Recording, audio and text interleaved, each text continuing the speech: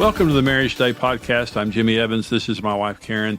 This podcast exists to help every single couple to thrive in their marriage relationship. We want you to know you can thrive regardless of where you are right now, what you've been through in the past. You can thrive in marriage. We're talking today, my book, Marriage on the Rock. This is the first book that I ever wrote. And in this book, I talk about the 4 foundational laws of marriage. And I'll talk about a lot more than that. I talk about sex, in-laws, money, communication, all those kinds of things. But I talk about the 4 foundational laws of marriage. This is what saved our marriage. We've been married for 48 years.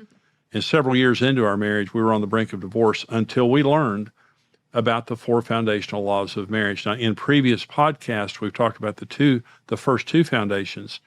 In this podcast today, we're talking about the 3rd and 4th foundation, which is the law of possession and the law of purity. But before we go to that teaching, we have some questions from you guys. And Karen, I think you're going to read me a couple of questions. Yes. My husband doesn't include me in his business decisions. I feel like he's trying to keep this separate. Aren't we supposed to share everything? Yeah, you should. And I have a friend of mine who is extremely successful in business, and his wife, when I say he was extremely successful, I mean his business was worth hundreds of millions of dollars. I mean, he had a huge business. And he didn't just have one business, he had several businesses. And he patronized his wife. And she would keep saying to him, honey, I don't know, if anything happened to you, I don't know anything going on. Mm-hmm. And he would say, well, it's just hard to explain. There's just a lot to it and stuff like that. So very nice couple, very, very godly couple. And so she just kept up. And finally he came to me one day and he said, what should I do? And I said, sit down with her and tell her that she's an equal and that she's a partner, and listen to all of her statements and give her patient explanations on everything.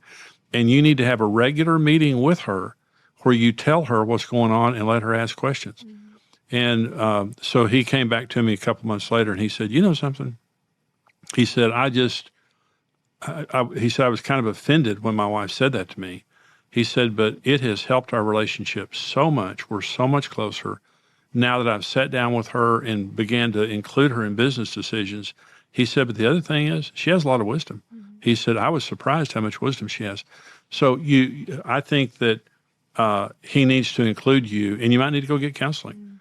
Mm-hmm. You might, but the law of possession says they two shall become one. Mm-hmm. And so I don't think it's reasonable if your husband's in business that he has to call you every time he buys a typewriter or something like, there's no typewriters anymore, computer, something like that. But I think it is reasonable that any significant decision that affects your home, your relationship, that he should talk it through with you before he makes it. So you have another question there? Yes. Do you agree that affairs of the heart are equal to sexual affairs? What is the next step for me after my husband's confession of emotional infidelity? I don't think they're equal in the sense that I think the actual physical act is worse. Mm-hmm. But it begins emotionally. Mm-hmm. You know, not always. Some affairs are just purely sexual. But typically there is an emotional affair, and I think it says your husband confessed emotional infidelity. Well, that's important. Before it got all the way, he did confess it. That's good, rather than getting caught. Mm-hmm. I think that the next step is maybe to go get counseling. Why would your husband go, and I'm not blaming this on this woman, but why would your husband be vulnerable?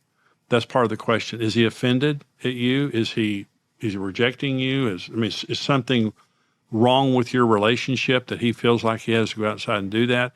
And counseling would help to find out what is it that caused this. And the second thing is just accountability, where your husband needs to be accountable. You know, you need to be able to ask him questions and get honest answers on things like that.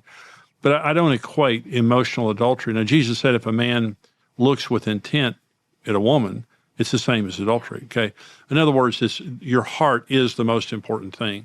But the relationship is salvageable. There's no doubt about that. I wouldn't at all consider divorce unless this is a serial thing that's happened over and over again like that. But that's what I think about it. Hope that these are helpful to you. We're now going to go to the teaching on the 3rd and 4th foundational law of marriage. If you're watching us on Apple or Spotify or YouTube, wherever you're watching us, please subscribe to our channel there and leave us a comment. We would love to hear from you. We're going to go to this teaching now on the foundational laws of marriage. Sometimes we get confused between God and church. The most important thing in my life is God, but that's my personal relationship with God. That's not church. The second most important thing in my life is my wife. The third is my children. The fourth is in church and extended family and work. It comes all the way down here. And like I said before, a lot of times the things that are threatening our relationship aren't bad things. They're good things out of priority. Children. Nothing is as important, God and our marriage, children. But some people say, well, my children, you know, I live for my children. That's good, but listen, your children are a temporary assignment. They come and go. Listen, I remember when they put our kids in our hands, and I remember when we gave them away at their weddings. And they don't want you following them around the rest of their life. They want to be in a relationship. But listen, when you give your marriage up for your children, how are your children going to succeed in marriage if you don't show them how? And the number one thing they need to see is you prioritizing your marriage. I want to say something to blended families, because I know probably half of you guys are blended families. A lot of people watching are blended families. In an intact nuclear family, you have a marriage and then children. It doesn't mean there aren't challenges there, because there are, but you have a marriage and then you have children. In a blended family, you have children then a marriage. Families don't build around children, they build around a marriage. Marriage is the nucleus of that. And I want to say, if you're in a blended family, the number one issue in succeeding as a blended family is making your marriage first. And sometimes children are hurt. There might have been a previous marriage. There might be loyalty to a biological parent. And there may be animosity, even hostility toward the non-biological parent or whatever, which creates confused emotions and all of that. I want to say this one more time. If your children have been through a bad circumstance and they've seen a failed marriage, the best thing you can do for your children is show them how to succeed in marriage. And say to them, honey, I love you. There's nothing more important in my life than God and my husband, and I love you too. But my priority is the marriage. And we're going to have a strong marriage, and we're going to be a united front. And as a united front and as a couple, we're going to parent you. And I'm going to talk more about this in just a minute about blended families, but the marriage comes first. I'll say this, there may be misunderstanding, but the parents need to be the parents. There may be misunderstanding or difficulty or whatever. Your marriage has to come first. And in a blended family, it's not the exception. You have to put your marriage at the core of the relationship, and then the children relate around the marriage, not the other way. Otherwise, you become divided. The number one law of marriage is the law of priority. It only works in first place. Let me say this. It's a challenge, and some of you may be violating that law, and your spouse is complaining. They feel jealous. And they're complaining about your work. They're complaining about the kids. They're complaining about this or that. Not bad things, just good things out of priority. What your spouse needs to hear from you in real terms is, I'll make any changes in my life I need to make. But except for Jesus Christ, you are the priority in my life. It's not a principle that's for a few. It's a law. It's the only way that marriage works. Number two, law of marriage is the law of pursuit. A man shall cleave to his wife. Marriage is work. You have to work at it. It's some people, a lot of people have misconceptions about marriage. When it says a man shall cleave unto his wife, the word cleave there means to pursue with all energy. It means to cling on to. It's an energetic word. And so from the very beginning, God told us marriage is work. You have to work at it. You know, when you fall in love, you work at the relationship. When I was 16 years old, I asked Karen out. We were 16 years old. We went to elementary and junior high school together, but we didn't know each other. In high school, we started dating when I invited her to a Three Dog Night concert. And 1969 or so. I had a 1969 Dynamic 88 Oldsmobile that my mother wrecked and gave to me. She did that with all my brothers. She wrecked a car and gave us the car that she wrecked and got herself a new one.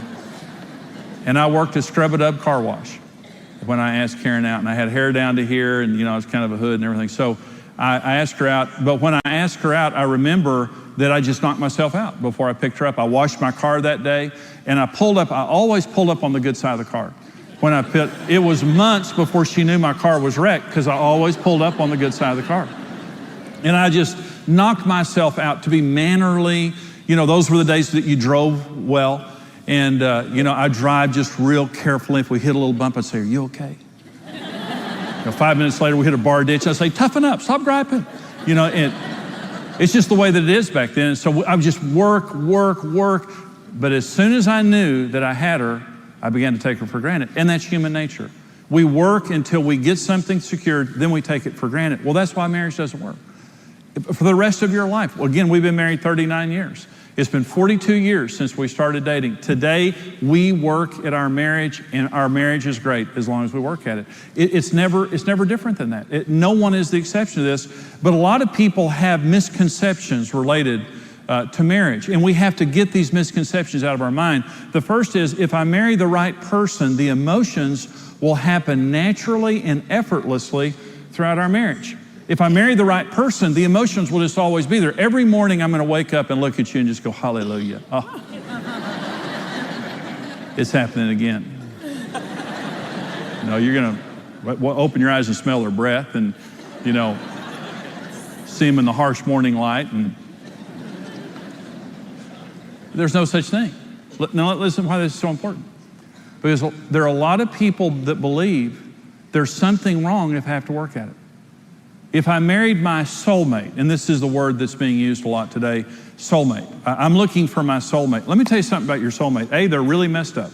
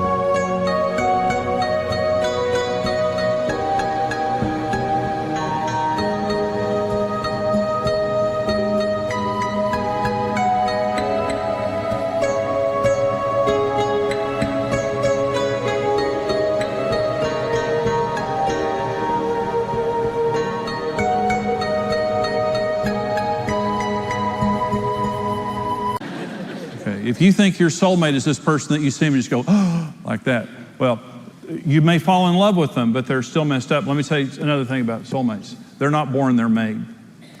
The best marriages are not two perfect people who get together and chemistry strikes and they live happily ever after.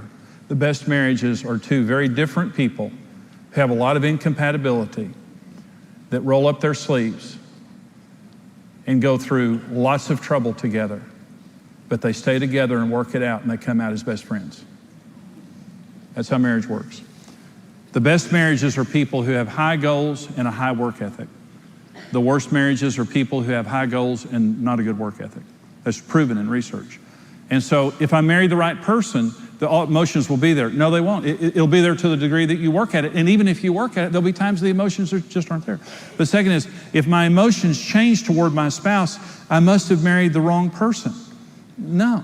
Again, emotions come and go. I can't predict my emotions, but the best love in the world is love by choice. It's called agape love. It's God's type of love. I don't know what my emotions are going to do tomorrow, but I'm always in control of my will.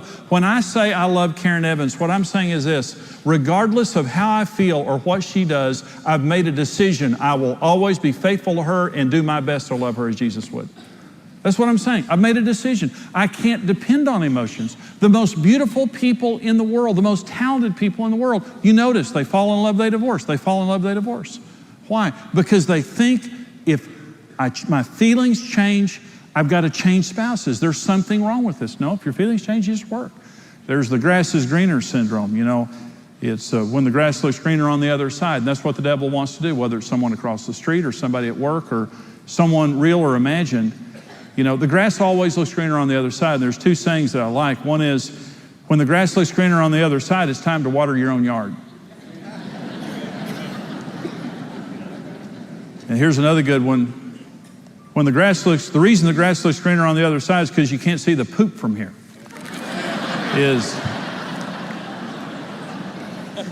Everybody looks good from a distance, but live with them for a while. And then you'll see that it's not as good as you thought it was. Everybody looks good from a distance, but when you have to live with that individual, then you see all their issues up front. Let me say, that's when my best friends are not the people who love me in the good times. My best friends are the people who know all the dirt and still love me anyway. Right. Right? And those are the kind of friends you want. Karen and I have been together for a long time. I think we've seen everything, but maybe we haven't. But I can tell you this, we're still together. And that's what love is. It's not the emotion. And we believed that we married the wrong person, but we stuck it out, and we know that God put us together. Number 3, misconception of love and romance. Positive events, experiences, and actions should fuel the relationships and our emotions long term. In other words, if we take a trip to Hawaii, or if we have a big Valentine's weekend or whatever, that's going to last for a long time. And that's not true. Marriage operates on the manna principle. The children of Israel woke up every morning when they were in the wilderness, and for 40 years, every day manna was there, and God said, you can't accumulate it. You can only pick up one day's worth, except before the Sabbath, you can pick up 2 days' worth. He said, but you have to pick it up every day. First thing they did is the Israelites went out and took all they could and put it in their tents. And what happened, it says, it bred worms and stank. They were trying to accumulate it, and God says, no, I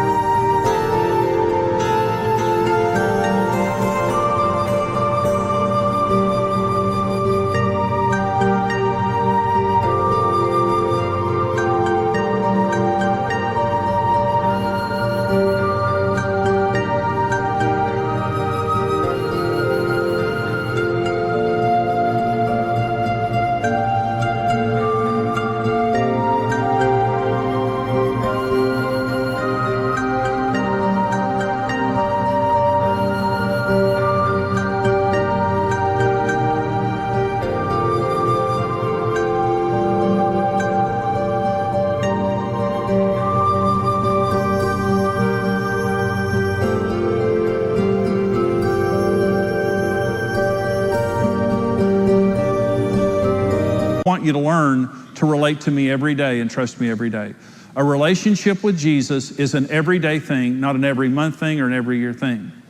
Love is a perishable commodity. Yesterday's love is worthless. It has to be renewed every single day. It doesn't matter what your emotions were a year ago. I'm telling you, I've been a Christian for 40 years, and I'm going to tell you right now, if I go 3 or 4 days without praying and reading the Bible, it changes. I mean, God doesn't change, but it changes me. I've got to have a daily relationship with God. The love and the passion that I have for God, it has to be something that's expressed daily, not monthly, not annually. Same is true with Karen. Marriage is a daily thing that we need to love each other every day. Now, men are the worst. Women kind of get that, but men are the worst related to this because men think in terms of points. How many points do I have in the bank?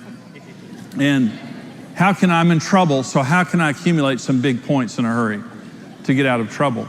And men and points. So here are how men kind of think about points. Here are the big points for men. Date, that's good points. Flowers, always a winner. Card, jewelry's big. Housework, trip, giving up a sporting event, taking care of the kids, going shopping with her. The ultimate now is going to a girl movie where there's no killing. And that's the ultimate, like that. You're in love when you're willing to do that. I went to see The Horse Whisperer with Karen, and I just thought I was going to die. I really did. But some men say that point system. Yeah, great. Okay, here's the way it works. So you take her on a trip, you do something big for her, and you're thinking, man, that was big, that cost a lot of money, that's going to last for a long time. All points evaporate at midnight every night.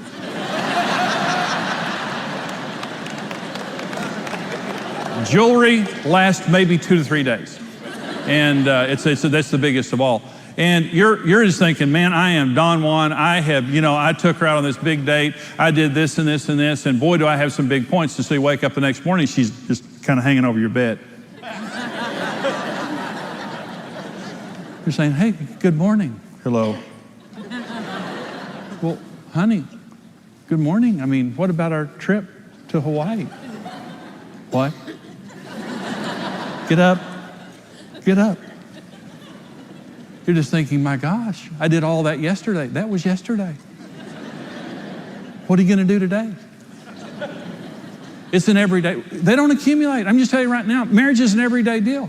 It doesn't matter what you did yesterday. What are you going to do today? Every single day. And again, we have the tendency to want to accumulate points so that we can, ride those for 2 or 3 months while we're out checked out doing something else. Marriage is an everyday thing. And here's another misconception. When we have no emotions or have fallen out of love, there is no way to get the love back. That's all there is.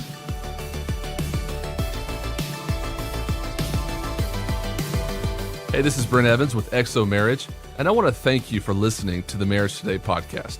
We believe your marriage has a 100% chance of success if you do it God's way. If you enjoyed today's teaching and want to keep learning, hey, subscribe to the Marriage Today podcast and take some time to leave us a review. Your reviews help us spread the word and can encourage someone else in need. For more great marriage content, check out xomarriage.com, where you can see all of our marriage building resources, articles, and live events.